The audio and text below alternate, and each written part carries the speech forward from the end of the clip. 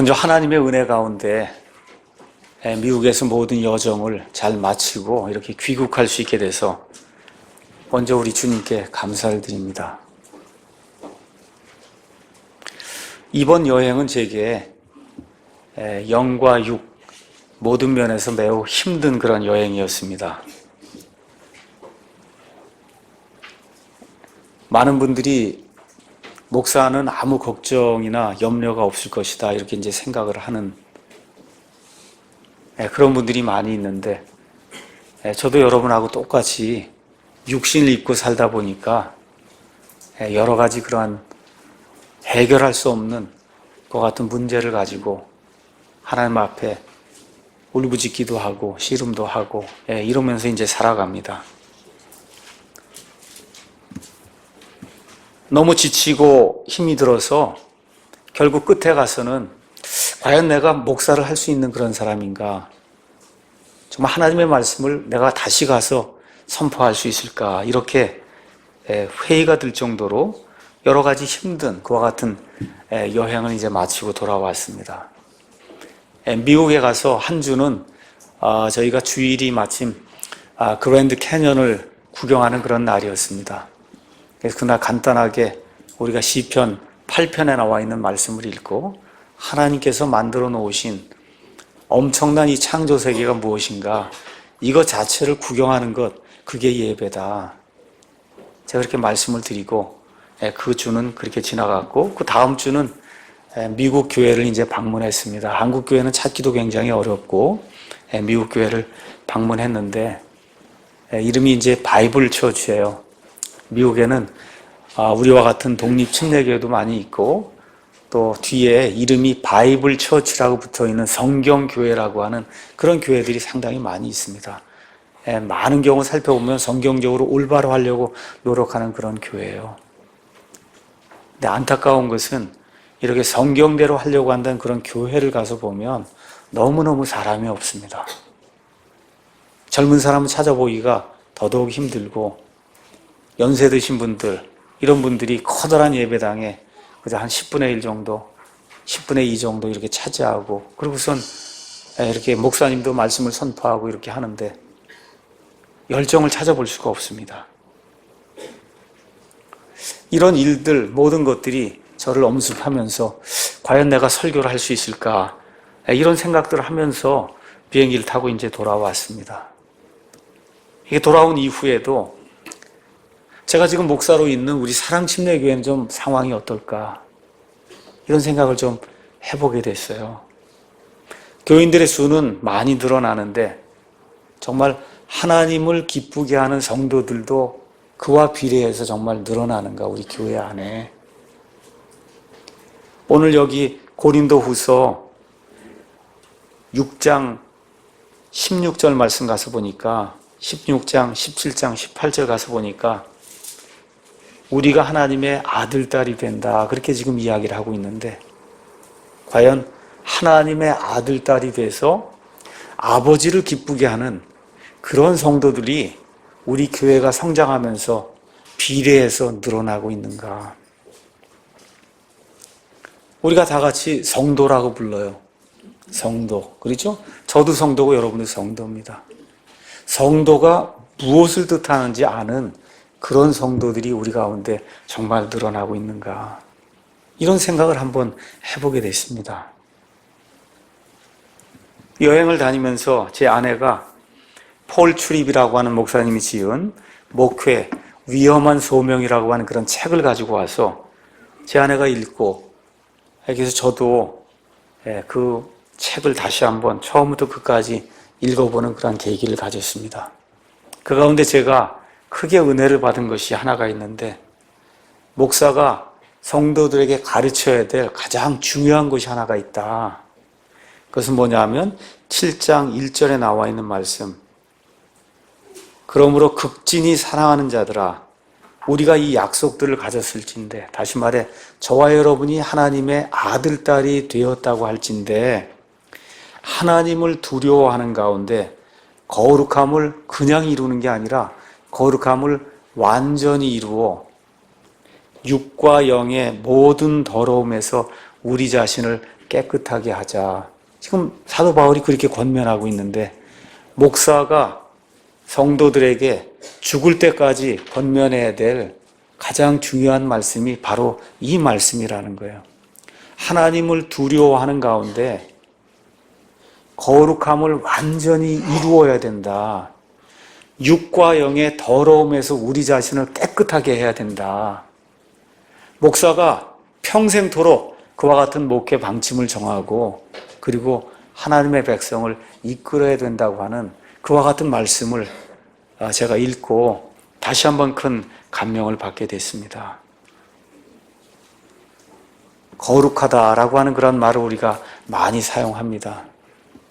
거룩하신 하나님, 거룩하신 아드님, 우리 거룩하신 영, 그걸 우리가 성령 그렇게 부르죠. 하나님이 거하시는 집은 성전이라고 이야기합니다. 거룩하다고 하는 그런 말이 성경 안에 굉장히 많이 나와 있는데 우리 현시대 교회들이 지금 여러 가지 것들을 많이 잃어버리고 있지만 그 중에 가장 크게 잃어버린 것이 무엇이냐? 하나님의 거룩함을 놓치고 있습니다. 하나님의 거룩함. 하나님께서 하나님의 형상대로 사람을 지었다고 창세기 말씀이 우리에게 알려주고 있습니다. 근데 사람이 하나님께 도전을 하고 하나님의 말씀을 믿지 아니하고 마귀의 유혹에 넘어가 결국은 타락하게 되었다고 성경이 우리에게 이야기하고 있어요. 그래서 로마서 3장 23절에는 모든 사람이 죄를 지어 하나님의 영광에 이르지 못했다. 그렇게 이야기하고 있습니다. 그러니까 저와 여러분이 애시당초 하나님이 저와 여러분을 지었을 때는 하나님의 영광에 이르도록 그와 같은 목표를 이룰 수 있는 그런 존재로 하나님이 저와 여러분을 지어주셨는데 죄를 지음으로 말미암아 하나님의 영광에 저기 있는데 거기에 다다르지 못하는 그런 존재가 됐다는 거예요. 그러니까 저와 여러분이 구원을 받는다고 하는 것은 죄 때문에 다다르지 못했던 그 하나님의 영광, 그 영광을 회복하는 거예요. 그 영광을 회복하는 것을 베드로후서 1장 4절에서는 하나님의 본성에 참여하는 거다. 그렇게 이야기하고 있습니다. 하나님께서 하나님의 형상대로 지어주신 처음에 저와 여러분의 그 신분, 그 상태, 그거를 회복하는 것을 하나님의 본성에 참여하는 거다. 그렇게 이야기하고 있습니다. 하나님의 본성에 참여하는 것. 자, 그래서 이 영광을 회복하고 하나님의 본성에 참여한다. 이게 좀 너무 어려운 것 같은데 쉬운 말로 그럼 이 영광이 뭐냐?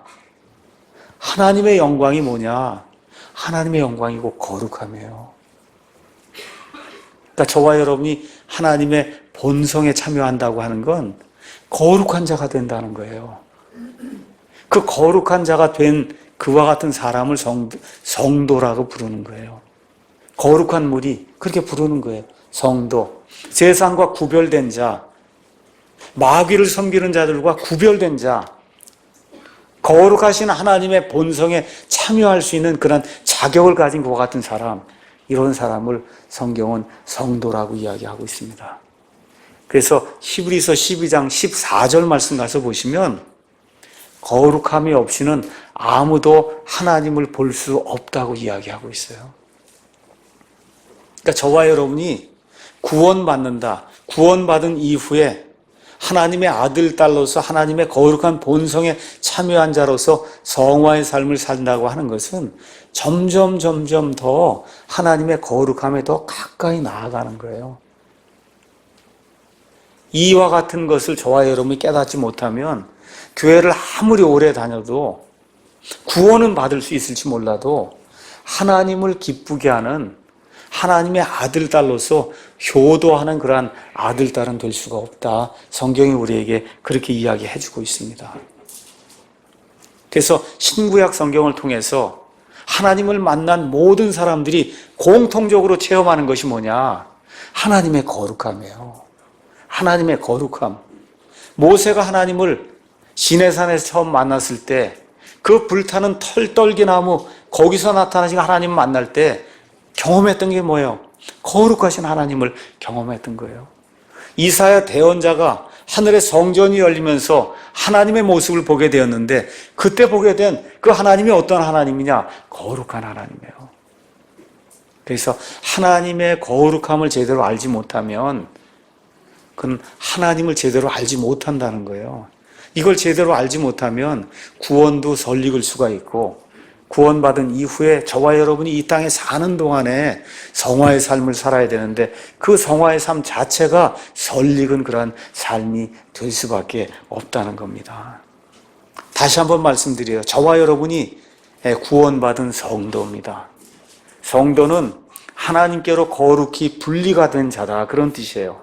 그래서 구원받은 성도는 영원 무궁토록 하나님의 거룩함을 추구하는 그런 사람이 되어야 되는 겁니다. 그래서 하나님께서 출애굽 사건을 통해서 이스라엘 백성을 구출하신 이후에 레위기 말씀을 주시면서 너희가 내게로 나올 때는 이렇게 내게 예배드려야 된다. 이 말씀을 우리에게 주시는 가운데 레위기 11장 44절에 45절에 내가 거룩하니 너희도 거룩한 자가 되어야 된다.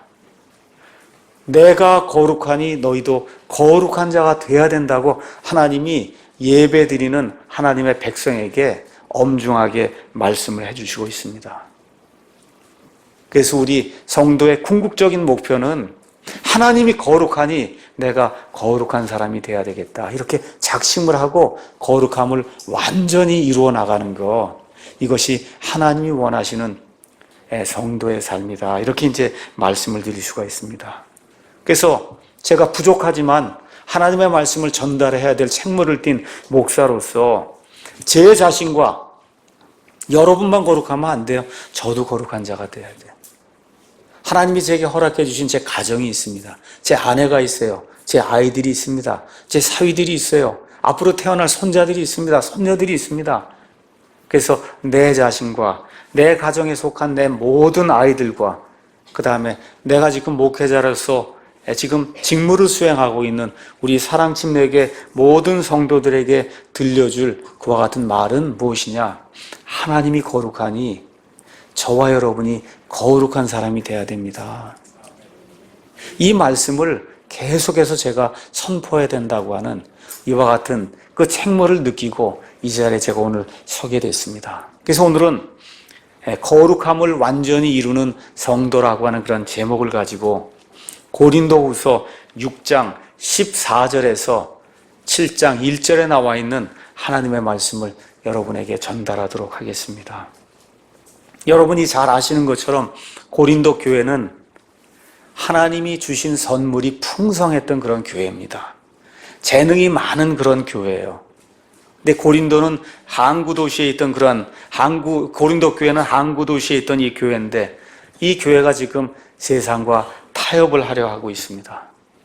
교회 안에서 음행이 발생하고 교회 안에서 당파 싸움이 일어나고 교회 안에 속한 성도들끼리 세상 법정에 나가서 서로 소송을 하고 주님께서 죽기 전에 우리에게 규례로 주신 주의 만찬을 만홀히 여기고 경홀히 여기면서 무시하는 이와 같은 일이 생기고 심지어 교리면에서 부패하게 되면서 예수님의 부활, 그 다음에 저와 여러분의 성도의 부활을 부인하는 이와 같은 성도들이 생겨나기 시작하고 심지어 그 고린도 교회를 직접 세운 사도 바울의 이 사도권을 무시하고 바울이라고 하는 사람이 도대체 누구냐? 바울을 부인하는 이와 같은 일까지 생기는 안타까운 그런 모습을 보여주는 그런 교회가 고린도 교회예요. 한마디로 이야기하면 하나님의 거룩함이 없는 그런 교회가 고린도 교회였다. 하나님의 거룩함이 없어지면 나타나는 증세가 뭐냐? 질서가 없어지는 겁니다. 질서가 없어지는 거예요. 그래서 고린도 교회는 질서가 없는 그런 교회로 타락하기 시작했어요. 왜 이런 일들이 생겼냐?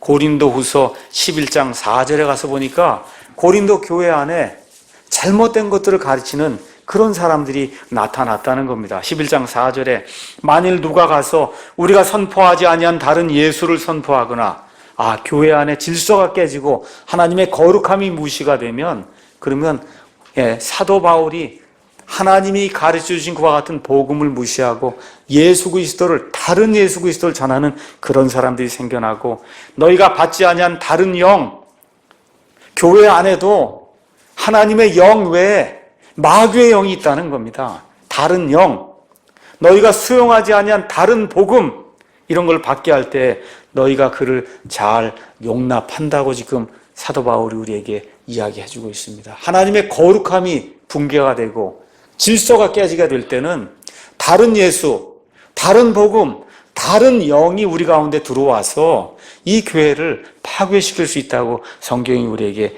이야기해 주고 있습니다. 이런 상황 속에서 사도 바울이 고린도 교회 성도들이 살아남을 수 있는 유일한 길은 분리해야 된다는 거예요. 분리해야 된다. 자, 분리라고 하는 것은 구원받은 성도에게 있어서 어느 면에서 가장 중요한 그와 같은 교리가 분리의 교리예요. 사실 구원받지 못한 사람도 가장 중요한 교리가 뭐냐? 분리돼야 되는 거예요. 세상에게서 분리가 되고, 마귀에게서 분리가 되고, 지옥에게서 분리가 되고, 이게 분리되는 일이 있어야 그래야 그 사람이 구원받을 수 있는 겁니다. 구원받은 이후에도 저와 여러분이 하나님을 기쁘게 하는 그런 성도가 되기 위해서는 하나님이 미워하는 것들로부터 우리 자신을 분리해내야 된다. 성경이 우리에게 그렇게 이야기하고 있습니다. 신약 성경에 특별히 이 분리, 구분하는 일, 이걸 가장 잘 보여주는 이 말씀이 오늘 읽은 고린도후서 6장 14절에서 7장 1절에 나와 있는 말씀입니다. 분리는 어떻게 하는 거냐? 사과가 이렇게 나옵니다. 사과 농장에 사과가 나오면 썩은 것도 그 안에 끼어 있거든요. 그럼 뭐라 그래요? 썩은 건 분리해서 저쪽으로 치워놔라, 그렇게 얘기해요, 주인이. 그게 분리예요. 어떻게 따로 떼어 놓는 거예요. 따로 떼어 놓는 거. 거룩하다고 하는 건 따로 떼어 놓는 거예요. 더러운 것을 따로 떼어 놓고 깨끗한 것을 따로 분리하는 그런 작업이 성경이 얘기하는 분리예요. 우리 하나님은 분리하는 일을 상당히 좋아하십니다. 분리하시는 거예요. 노아의 방주에 탄 그와 같은 사람들과 그 짐승들이 있었어요. 이들이 세상에 속해서 죽을 수밖에 없는 그런 사람들과 짐승들로부터 분리가 되어 있어요. 분리하는 겁니다. 갈대아 우르에 많은 이교도들이 있었지만 하나님이 아브라함을 따로 떼어서 가나안 땅으로 분리를 하십니다. 하나님이 이 땅에 많은 민족들이 있지만 유대 민족이라고는 아브라함의 씨 하나를 하나님이 분리해서, 그래서 하나님의 선민으로 온 세상 모든 사람들에게 하나님의 영광과 하나님의 찬양을 보여줄 수 있는 그런 민족으로 따로 떼어놓는 그와 같은 일들을 하십니다. 이스라엘 백성이 나중에 가나안 땅에 들어갔을 때 가나안 땅이 이렇게 넓은데 하나님이 거기 가서 아무나 다 마음대로 살아라, 그렇게 이야기하지 않고 모든 지파의 땅을 분리를 해서 레위 지파는 그런 이와 같은 땅을 주지 아니하시고 레위 지파를 제한 모든 지파는 살 수 있는 땅을 다 구분해 주셨어요. 거기 가서 살아야 되는 겁니다. 하나님이 이렇게 분리하시는데 명수예요. 하나님은 또한 저와 여러분이 레위기 이런 거 가서 읽어보시면 정결한 짐승이 있고 부정한 짐승이 있다. 분리하라는 거예요. 성도도 세상에서 분리돼야 된다. 하나님이 노아의 대홍수 이후에 셈과 함과 야벳이라고 하는 노아의 세 아들을 통해서 온 세상의 모든 민족들을 내시고 그들이 가서 살아야 될 땅들을 다 하나님이 정해 주셨어요. 그래서 저와 여러분 지금 한국 땅에 살도록 하나님이 그렇게 만들어 주셨습니다. 분리를 해 놓으신 겁니다. 그래서 분리는 오류와 진리를 구분하는 거예요. 사과가 다 이렇게 있을 때 사과를 이렇게 수확하면 썩은 게 있고 썩지 않은 게 있습니다. 오렌지를 수확해도 썩은 게 있고 썩지 않은 게 있어요. 저와 여러분이 이 세상을 살아가다 보면 하나님이 기뻐하는 일이 있고 기뻐하지 않는 일이 있는 거예요. 이거를 구분할 줄 아는 사람이 하나님이 기뻐하시는 사람이다. 근데 그 일은 한 번만 이루어지면 얼마나 간단하겠어요. 일생에 한 번 그 일이 이루어지면 얼마나 간단하겠어요.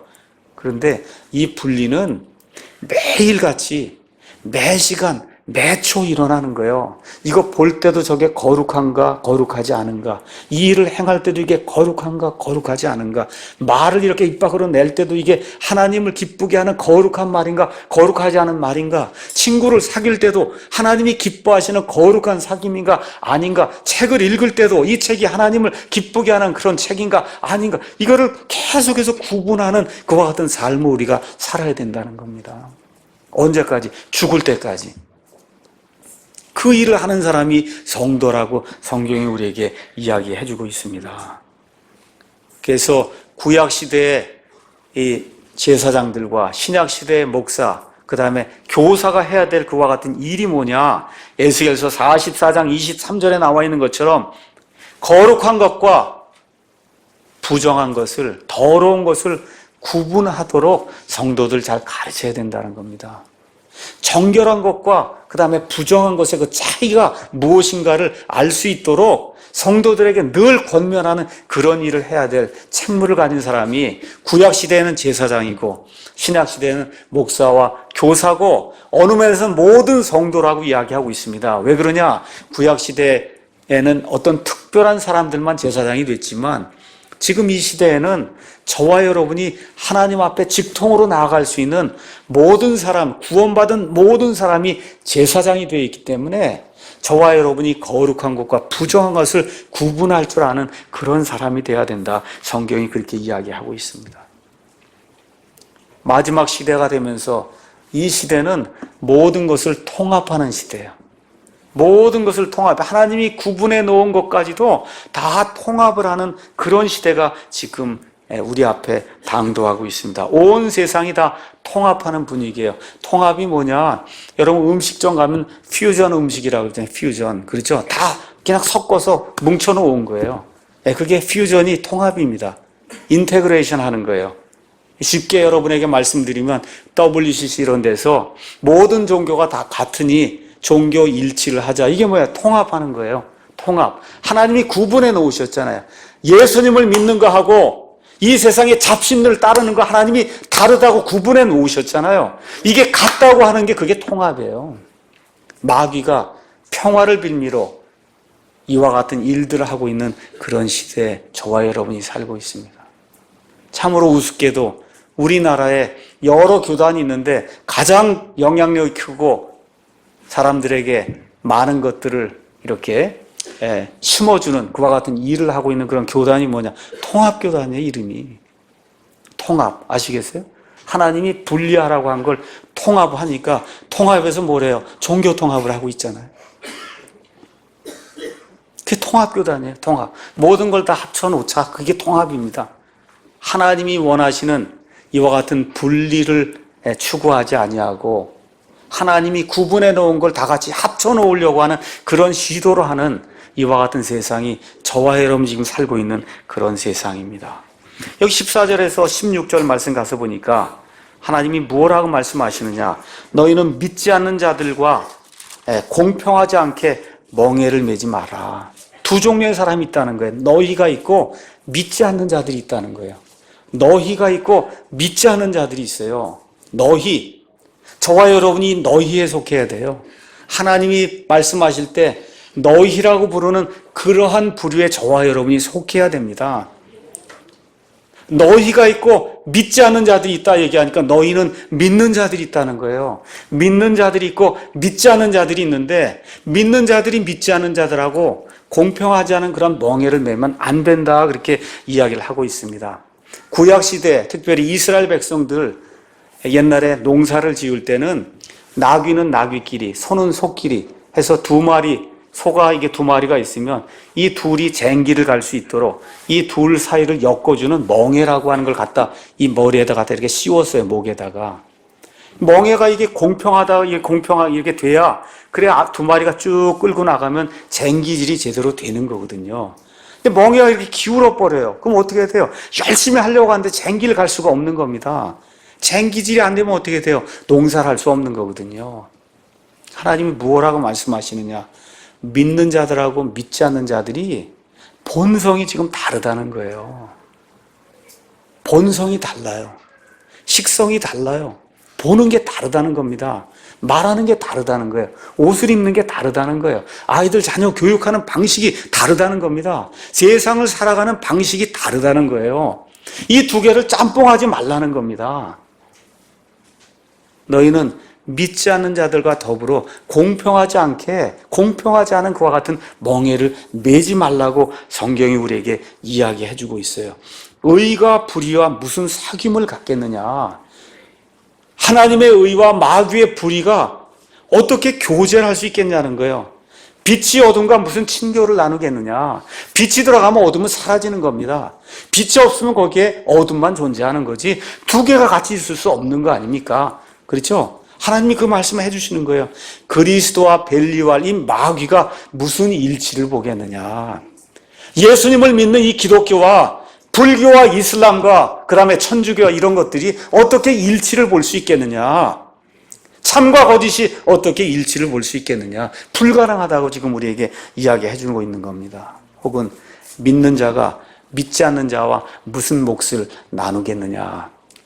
이것은 또 잘못 오해해서 이거 믿지 않는 사람이 사장으로 있는 회사에 가서 일을 하면 안 되는구나 이런 얘기하는 게 전혀 아닙니다.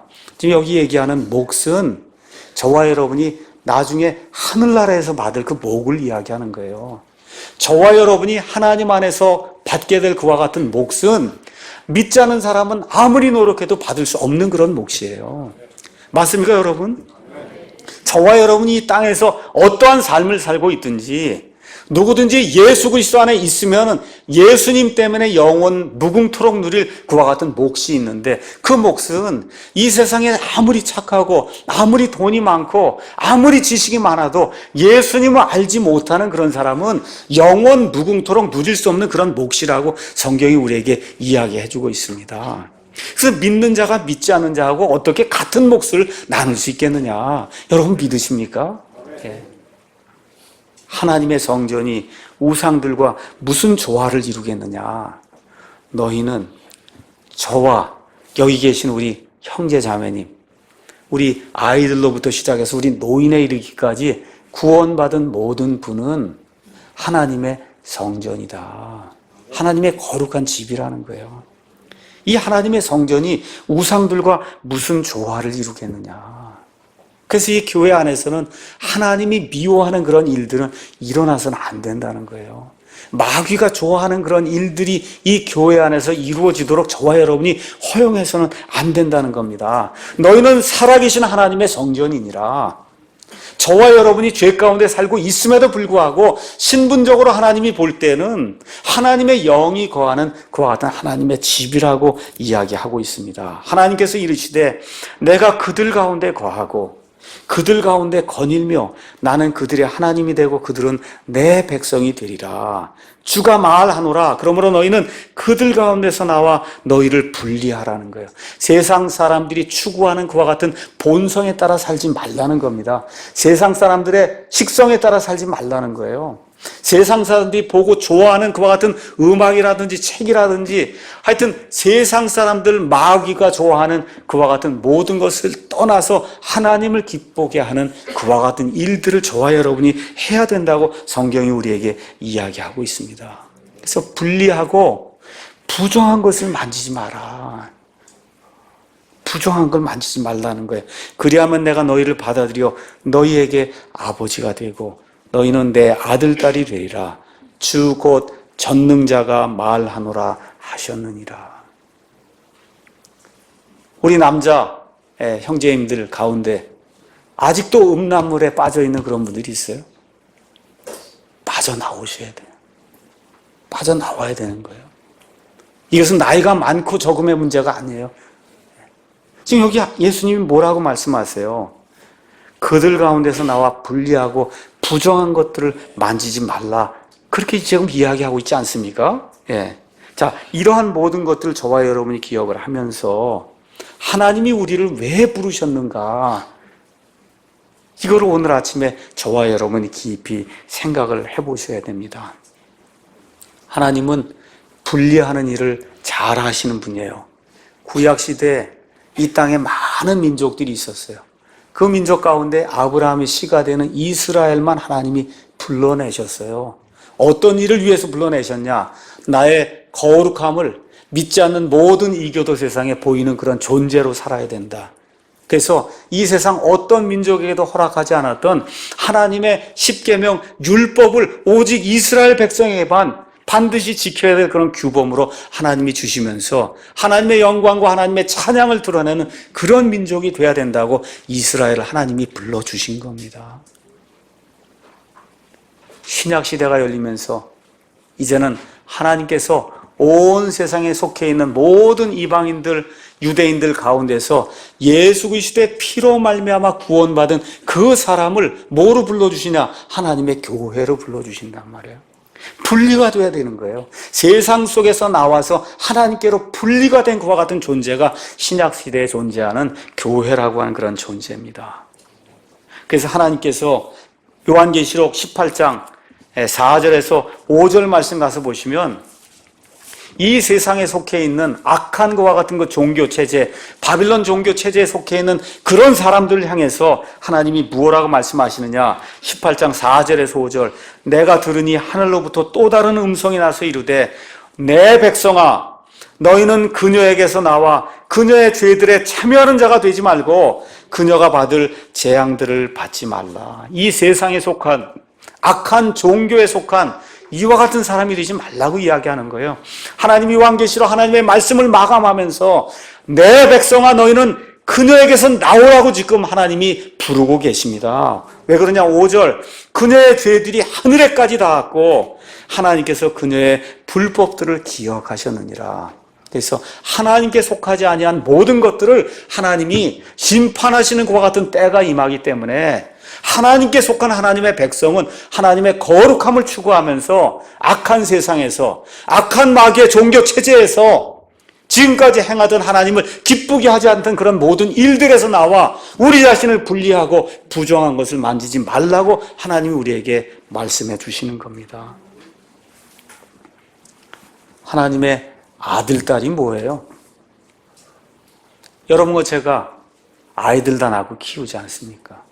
누굴 닮았어요, 아이들이? 아버지, 엄마 닮잖아요. 그렇지 않습니까? 하나님의 아들, 딸이 저와 여러분이 되면 누구를 닮아야 돼요? 우리 아버지, 하나님을 닮아야 되는 거예요. 맞습니까? 성경이 지금 그 얘기하는 거, 어려운 얘기하는 거 아니에요. 하나님의 아들, 딸이다 하면 하나님을 닮으라는 거예요. 너무 쉬운 얘기, 어려운 얘기하는 거 아닙니다. 이 모든 말씀의 요약이 고린도후서 7장 1절에 나와 있습니다. 그러므로 극진히 사랑하는 자들아, 이 고린도 교회 성도들아, 너희가 이렇게 타락하고 세상과 짝하려고 하고 하나님이 기뻐하지 않은 그런 일들을 함에도 불구하고 내가 너희에게 간절히 권면한다. 너희가 어떤 존재냐? 극진히 사랑하는 존재다. 그렇게 얘기하는 거예요. 이와 같은 어려움과 잘못이 있음에도 불구하고 내가 너희를 극진히 사랑하고 하나님이 너희를 극진히 사랑한다. 우리 사랑침례교회 성도들에게도 제가 똑같은 말씀을 드리고 싶어요. 극진히 사랑하는 사랑침례교회 성도 여러분, 우리가 이 약속들을 가졌은즉 이 약속이 뭐야? 하나님의 아들, 딸이 되는 약속. 그래서 그리스도 예수님과 더불어 모든 것을 공동으로 상속하는 그와 같은 하나님의 공동 상속자 아들, 딸이 되었은즉 하나님을 두려워하는 가운데 거룩함을 어떻게 해요? 완전히 이루어 100% 이루어, 물론 이 땅에선 불가능한 일이지만 우리의 최선을 다해서 우리 안에 그리스도의 형상이 이루어질 때까지 우리가 노력을 해야 된다. 성경이 우리에게 이야기하고 있는 겁니다. 이렇게 하면서 육과 영의 모든 더러움에서 우리 자신을 깨끗하게 해야 된다. 지금 바울이 그렇게 고린도 교회 성도들에게 권면하고 있습니다. 육의 더러움 그 명단을 보시려면 갈라디아서 5장 19절에서 21절, 로마서 1장 28절에서 32절 등에 가서 보시면 육의 더러움이 무엇인가, 거기에 그 모든 더러움의 명단이 나와 있습니다. 한번 여러분이 시간 내셔서 보시기 바라고, 제가 오늘은 베드로전서 4장 3절에 나와 있는 말씀으로 이것을 대신하도록 하겠습니다. 베드로전서 4장 3절에 가서 보니까 뭐라 기록이 되어 있냐? 우리가 색욕과 음행하는 것, 정욕, 마음속에 여러 가지, 특별히 이성을 향해서 갖는 그와 같은 그 악한 생각, 정욕과 과음, 술 많이 취하는 것, 환락, 연회, 가증한 우상숭배 속에서 걸어 이방인들이 하고자 하는 바를 행한 것이 우리 삶에 지나간 때로 우리에게 조카도다, 그렇게 이야기하고 있어요. 저는 우리 자매님들이 어떤 죄를 짓는지 제가 여자가 아니기 때문에 제대로 잘 알 수가 없어요. 그런데 남자이기 때문에 대부분 세상 남자들이 어떠한 죄를 짓는지는 저도 남자이기 때문에 많이 알고 있습니다. 저 역시도 그와 같은 죄를 많이 지었어요. 사도 바울의 표현대로 이야기하면 지금 생각하면 얼굴이 뜨끈뜨끈한 그런 부끄러운 죄를 저와 여러분이 많이 지었습니다. 맞습니까, 여러분? 이제 그거에 벗어나야 된다는 거예요. 그런 육의 더러움에서 벗어나야 된다고 지금 사도 바울이 이야기해요. 제가 여러분에게 구체적으로 이야기하지 않아도 그게 무엇을 의미하는가는 오늘 이 말씀이 선포되는 이 순간에 하나님의 영이 여러분 가운데 작용하시면 그게 무엇인가 각 사람에게 하나님이 알려주실 거예요. 과거에 그와 같은 악한 일들 행하던 거 그게 과거로 족하지 않느냐. 하나님의 성도가 된 이 시점에도 계속해서 그와 같은 악한 일을 한다는 것이 과연 하나님의 성도에게 합당한 거냐. 지금 베드로가 그렇게 이야기해 주고 있습니다. 영의 더러움은 사실 교묘해서 육의 더러움보다 잘 나타나지 않았는데 이 영의 더러움이 사람을 아주 나쁘게 만드는 겁니다. 이 영의 더러움에 극치를 이룬 사람들이 있어요. 그게 누구냐? 바리새인이에요. 근데 바리새인의 뜻이 뭐냐? 거룩하게 분리를 추구하는 사람이 바리새인이에요. 하나님 보시기에 깨끗하게 살아야 되겠다고 자기 자신을 거룩히 구분한 사람들을 바리새인이라고 불렀는데 우리 예수님이 바리새인들처럼 더러운 자가 없다 그렇게 이야기하시니까 이게 얼마나 아이러니지 알 수가 없습니다. 그렇죠? 그래서 이 바리새인, 영적인 바리새인이 되면 곤란하다는 거예요. 겉으로는 모든 것이 다 깨끗한데 속으로는 엄청 더러운 사람이 있다는 거예요. 규율을 잘 지킵니다. 옷도 여기 올 때 우리 남자들 같으면 양복도 입고 오고 쉽게 얘기하면 자매님들 같으면 다 치마도 입고 오고 모든 게 다 이게 멋있어 보이는데 속이 엄청 더러운 사람이 있다는 거예요. 그게 영이 더러운 거예요. 극장 안 가요. 이런 거 다 보면 참 좋은 것 같아요. 근데 굉장히 영이 더럽다. 어떤 게 영이 더러운 거냐? 하나님의 말씀 앞에 자기 자신을 내려놓지 못하고 겸손하지 못하고 완고하고 교만하고 하나님의 말씀의 진리에 복종하지 않는 그런 거를 영적으로 더럽다고 이야기해요. 바리새인들이 얼마나 육적으로 깨끗한 사람인지 알 수가 없습니다. 사도 바울의 표현대로 이야기하면 율법의 의에 관한 한 나는 아무 흠이 없는 자다라고 이야기할 정도로 깨끗했어요. 근데 하나님 볼 때 영적으로 매우 더러운 사람이었어요. 왜 그래요? 교만했단 말이에요. 나는 모든 걸 다 할 수 있다. 나는 모든 걸 다 지킨다. 그렇기 때문에 저 사람은 나쁜 사람이라고 자꾸 남을 판단하는 그와 같은 일들을 하는 게 영적인 더러움이다. 그렇게 이야기하고 있어요. 지금 사도 바울이 뭐라고 이야기하느냐 하면 하나님을 두려워하는 가운데 거룩함을 완전히 이루어 육의 더러움만이 아니고 영의 더러움만이 아니라 육과 영의 모든 더러움에서 우리 자신을 깨끗하게 해야 된다고 성경이 우리에게 이야기를 해주고 있습니다. 그러니까 제가 여러분에게 부탁드리는 것은 또 제 자신에게 내가 앞으로 이렇게 해야 되겠다고 약속하고자 하는 것은 첫째로는 영이 깨끗한 그런 사람이 돼야 되겠다. 영이 깨끗한 사람. 이 성경 말씀을 읽을 때 겸손하게 이 말씀이 주는 의미가 무엇인가를 내 자신에게 적용을 시키려고 노력해야지 말씀이 전파가 되면 저건 저 형제에게 맞는 말씀이고 저건 저 자매에게 맞는 말씀이고 나하고는 상관이 없다고 자꾸 이렇게 받게 되면 그게 뭐예요? 영이 더러운 상태에 있다는 거예요. 여기서 탈피하셔야 돼요. 그 이후에 우리가 매일같이 짓는 이 세상에 살면서 짓게 된 그와 같은 악한 것에서 벗어나야 된다고 성경이 우리에게 이야기해 주고 있습니다. 그럼 아주 간단하게 그럼 어떻게 하는 것이 가장 좋은 기준입니까? 미심쩍으면 피하라고 제가 말씀드리고 싶어요. 어떤 일을 하려고 하는데 미심쩍어요. 그럼 그거 피하면은 그러면 거룩함에 참여할 수 있어요. 뭘 하려고 하는데 미심쩍다. 어째 좀 미심쩍어요. 피하시면 돼요. 피하시면 하나님을 기쁘게 할 수가 있습니다. 성경 말씀을 읽고 하나님께 깨달음을 달라고 하나님 앞에 기도를 하고 맑은 정신으로 이 성경 말씀을 읽으면 무엇이 거룩한 것이고 무엇이 부정한 것인가를 하나님이 알 수 있도록 우리에게 알려주십니다. 하나님이 거룩한 것과 부정한 것을 구분하라고 말씀했는데 구분할 수 있는 능력을 우리에게 안 주시면 어떻게 구분할 수가 있어요? 그 구분이 어디서 나오냐? 여기에서 나오는 겁니다. 여기에서 나오는 거예요. 예. 그래서 이 말씀을 정신을 똑바로 차리고 저와 여러분이 말씀을 읽으면 그러면 어떤 것이 더러운 것이고 어떤 것이 깨끗한 것인가 분명하게 구분할 수가 있습니다. 이런 가운데 하나님을 두려워하는 가운데 거룩함을 완전히 이루어야 된다. 다시 말씀드릴게요. 100% 완전히 이루는 것은 불가능합니다. 그럼에도 불구하고 목표는 거룩함을 100% 내가 완전히 이루어야 되겠다. 여기에 목표를 둬야 그래도 한 80%, 90%까지 가는 거 아닙니까? 그렇죠? 그래서 거룩함을 완전히 이루어야 된다. 왜 그래요? 하나님의 기본 속성, 하나님의 영광, 저와 여러분이 앞으로 살게 될 그 영원한 세상에서 저와 여러분을 한마디로 딱 정의를 내리면 거룩한 사람이거든요. 예. 그래서 거룩함을 완전히 이루어야 된다. 근데 거룩함을 완전히 이루려면 무엇이 동반이 돼야 되냐? 거기 가서 보니까 하나님을 두려워해야 된다. 그렇게 이야기하고 있어요. 그 이야기는 제가 잠시 있다 하도록 하겠습니다.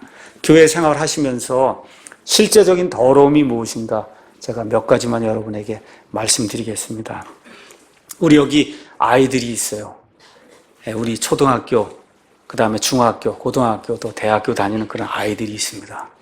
아이들이 피해야 될 더러움은 뭐냐? 부모와 여기 교회에서는 선생님과 학교에서 교사들이 있어요. 이와 같은 이 우리 위에 있는 권위를 가지고 있는 그런 분들의 그 말씀을 청종하고 따라야 돼요. 그걸 하지 않는 게 그게 더러운 거예요. 우리 아이들에게 다시 한번 이야기할게요. 부모와 그 다음에 선생님과 나보다 위에 있는 나이가 많은 그런 분들을 무시하고 고집을 피우고 자기 마음대로 하는 거 그게 더러운 거예요. 이걸 피해야 된다. 성경이 이야기하고 있습니다. 우리 아이들 이해하시겠어요? 우리 어른들에게 말씀을 드릴게요. 언행에서 깨끗하셔야 돼요. 저와 여러분이 나누는 대화를 한번 이렇게 다른 사람들하고 나누는 대화를 한번 보시고 다른 사람들과 같이 하는 행동을 한번 보세요. 이것이 하나님이 보시기에 합당한 거룩한 것이 돼야 된다.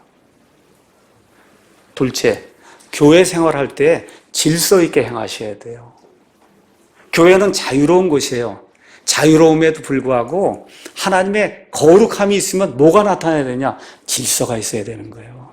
질서 없이 행하는 자들과는 사귀지 말라고 성경이 우리에게 이야기하고 있습니다. 질서 있게 행하셔야 됩니다. 셋째, 교리에서 부패함이 없어야 돼요. 성경에 관한 교리, 구원에 관한 교리, 성화에 관한 그런 교리, 이러한 그 기본적인 교리에서 부패함이 없어야 돼요. 이것에서 떠나게 되면 하나님의 거룩함에서 멀어지게 되는 겁니다.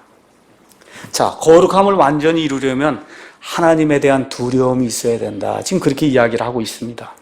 이 내용을 제가 오늘은 폴 트림 목사님의 목회 위험한 소명이라고 하는 그 책에 164쪽에서 167쪽에 나와 있는 그 말씀을 그냥 여러분에게 발췌를 해서 말씀을 드리도록 하겠습니다.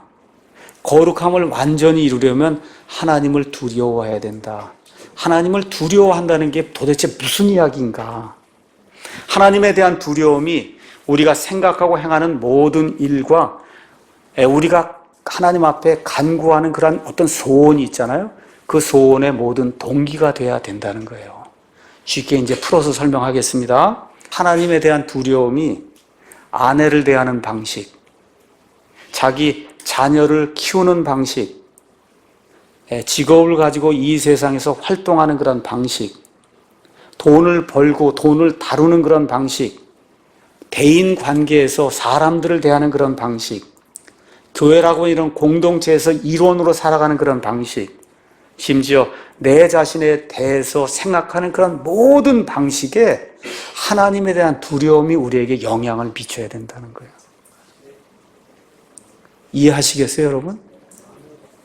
남편과 대화를 할 때, 아내와 대화를 할 때, 아이들과 대화를 할 때, 직장 생활을 할 때, 걸어 다닐 때, 차를 몰고 다닐 때, 심지어 부엌에서 설거지를 할 때, 우리 마음속에서 생각하는 모든 일에서 하나님에 대한 두려움이 우리를 사로잡아야 된다는 겁니다.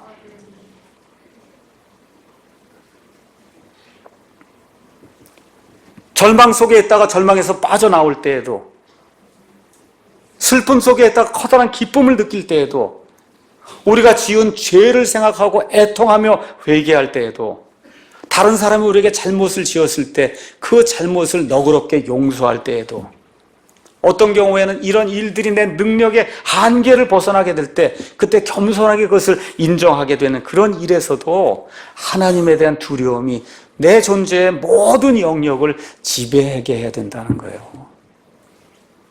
무슨 얘기냐? 아주 간단하게 말씀드리면 아침에 일어나서부터 밤에 잘 때까지 하나님에 대한 두려움이 내 머릿속에서 떠나지 않아야 된다, 그 얘기예요. 그래야 거룩함을 완전히 이룰 수 있다는 거예요. 여러분, 제가 어려운 말 얘기하는 거 아니에요.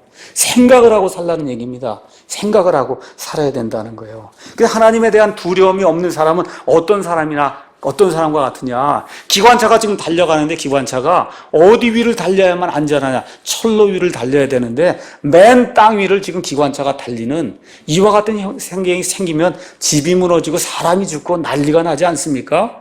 하나님에 대한 두려움이 없는 사람이 마치 기관차가 철로가 아닌 맨 땅을 지금 달려가는 것과 같다. 혹시 이 말씀을 듣는 사람들 가운데 교회 목회를 생각하거나 목회를 하려고 하는 그와 같은 목회자들도 있을 수 있어요. 목회사에게 근본 목적이 뭐냐? 하나님에 대한 두려움을 성도들에게 회복시켜주는 거예요. 하나님에 대한 두려움만 있으면 구원받습니다. 하나님에 대한 두려움만 있으면 성도가 성화가 됩니다. 하나님에 대한 두려움만 있으면 교회에 문제가 안 생겨요. 맞습니까, 여러분? 또한 교회의 존재의 목적이 뭐냐? 왜 이 교회가 존재해야 되냐 하면 하나님의 창조의 목적대로 하나님에 대한 두려움을 가진 사람들을 양육하는 게 이 교회의 목적이 돼야 돼요. 얼마나 멋있어요. 처음부터 끝까지 이 교회는 왜 존재하냐? 하나님을 두려워하는 사람들을 양육하기 위해서 이 교회가 존재하는 거예요. 맞습니까, 여러분? 예. 우리가 왜 예배를 드리느냐? 시편 29편 2절에 가서 보니까 거룩함의 아름다움으로 하나님께 예배를 드려야 된다. 거룩함의 아름다움으로. 예배의 목적이 뭐냐? 하나님에 대한 두려움을 가르치는 게 예배의 목적이에요. 우리 주일학교가 있습니다. 청소년 사역을 합니다. 우리 청년부가 있습니다. 자매 모임이 있습니다. 찬양대 연습이 있습니다. 그렇죠. 성경 암송 모임이 있습니다. 이 모든 일의 목표가 뭐냐? 하나님을 두려워하는 사람들을 만드는 게 돼야 된다, 그 얘기예요. 우리 주일학교 교사들도 마찬가지고, 찬양대 연습하시는 분들도 마찬가지고, 성경 암송하시는 분들도 마찬가지고, 금요 모임도 마찬가지고, 목요일 자매 모임도 마찬가지고, 우리 교회 안에서 이루어지는 모든 일의 가장 큰 목표는 하나님을 두려워하는 사람들을 만들어내는 거다. 그래서 하나님에 대한 두려움을 알게 되면 교회의 존재 목적에서 벗어나지 않아요. 이 건물이 왜 필요하냐? 하나님에 대한 두려움을 알려주기 위해서 이 건물이 필요한 거예요. 이 안에 왜 돈이 필요하냐? 다른 거 없어요. 하나님에 대한 두려움을 여기는 성도들에게 알려주고 온 세상 사람들에게 알리기 위해서 저와 여러분이 헌금을 하는 겁니다. 건물도 그래서 필요한 거고, 자산도 그래서 필요한 거고, 이 교회 음악도 그래서 필요한 거고, 그래서 교회에서 이루어지는 일의 처음부터 끝까지가 하나님에 대한 두려움, 이것이 우리의 최종 목표라고 하는 거, 이거를 저와 여러분이 잊지 마셔야 됩니다. 그래서 하나님에 대한 두려움이 있으면 어떻게 된다고요? 거룩함을 완전히 이루게 되고, 그럼 어떻게 돼요?